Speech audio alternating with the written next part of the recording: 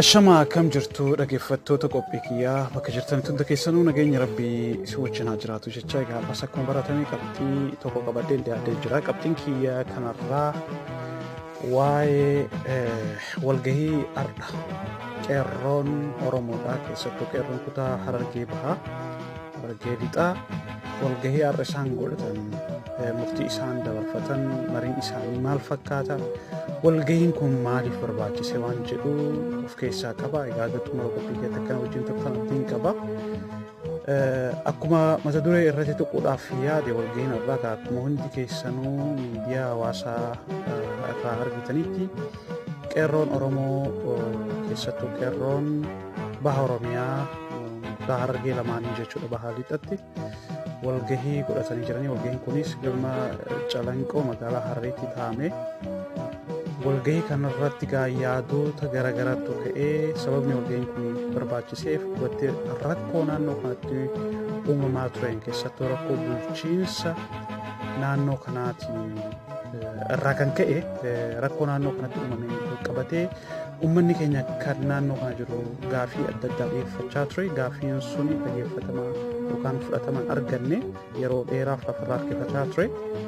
Tokko uummanni keenya uummanni Harargeen Oromoon Harargee wanti inni barbaadu yeroo ammaa kanatti gabaabumatti gaafiin uummata keenyaa rakkoon daangaatti deemaa jirtuun akka irraa dhaabbachuu barbaada hunda dura jechuudha. Gaafiin tuni bubbultee jirti har'aa miti. Uummanni keenya keessattuu kan naannoo kan qubatu baha Harargee qubatu ajjeefamuu saamamuu qe'eerraa buqqifamuu irra bubbultee jirti.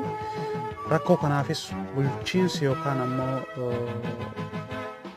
mootummaan naannoo Oromiyaa rakkoo kanaaf furmaata kennaa hin jiru. Yeroo yerootti abdii sobaa abdii hin taane kennuun qofatti wanti inni gadi bu'ee yookaan ammoo rakkoo naannoo kanatti mudataa jiru kan lubbuu namaa baasaa jiru inni furmaata itti kenne tokko hin jiru.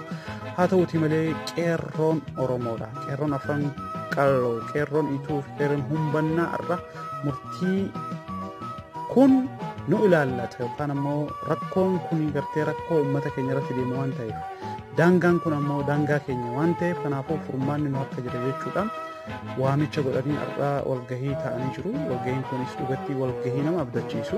Walgahii godhamuus malee aseen dura haa ta'uuti malee ammas yeroo hin jira. Kanaafuu kana keessatti tokko hoggaansi naannoo kanaa yookaan godina lamaan kanaa rakkoo uummataa irraa fagoo jira. Rakkoo uummataa keessa galee nama hin beekne rakkoo uummataa keessa galee maal akka deemaa jiru maal akka godhamaa jiru rakkoo kana furmaata itti kennuudhaaf nama fedhiis hin qabne nama dandeettis hin qabne ta'uudhaan uummanni keenya hunda caalaa dura dursuudhaan wanti inni gaafate bulchiinsi godina Harargee lamaanii akka irraa jijjiiramu nama rakkoo kana beeku keessattuu dhalataa naannoo rakkoo kana furuu danda'a. Kanaafuu dhalataan naannoo kanatti dhalatee kan uummata kana rakkoo isaa beeku kan jireenya isaa beeku kan bahaa fi gala isaa beeku nuuf haa ta'u jedhanii gaafii dhiyeessaa turanii. Haa ta'uti kaadireen yookaan dabballeewwan OPDO tokko tokko afaan dabsuudhaan gaafii qeerroodhaa gara hin taanetti jijjiiruudhaaf yaalii godhaa turanii. Haa ta'uti malee gaafiin ardhas hin dhaabbatu boris hin dhaabbatu. Gabaabumatti wanti nuti jennu akka nama tokkotti san jechuun barbaadu rakkoo naannoo kanaa furuudhaaf dhalataa naannoo sanii kan rakkoo uummata sanii beeku kan rakkoo naannoo sanii beeku uummanni kun argachuu qaba. Gaafiin kun gaafii haqaati. Gaafii shakkii nama kamuu keessattuu uumuu hin dandeenye. Gaafiin kun gaafii dhugaati. Uummanni kun uummata Oromoo keessattuu Oromoo keessatti uummata qajeelatti miidhame akka malitti miidhame qabeenya isaarraa lubbuunis osoo hafin uummanni kun miidhaa garaagaraa turte still now hanga guyyaa irraa kanatti naanneessoo naannoo Malkaa Daaroo jedhamtutti lubbuu nama lamatti bahe guyyaa irraa kana. Kanaafuu rakkoo kana kan furuu danda'u gandarraa qabee hanga godinatti dhalattoota naannoo kanaatiin uummanni hoogganamuu qaba. Dhalattoota naannoo kanaatiin uummanni durfamuu qabaan jedha.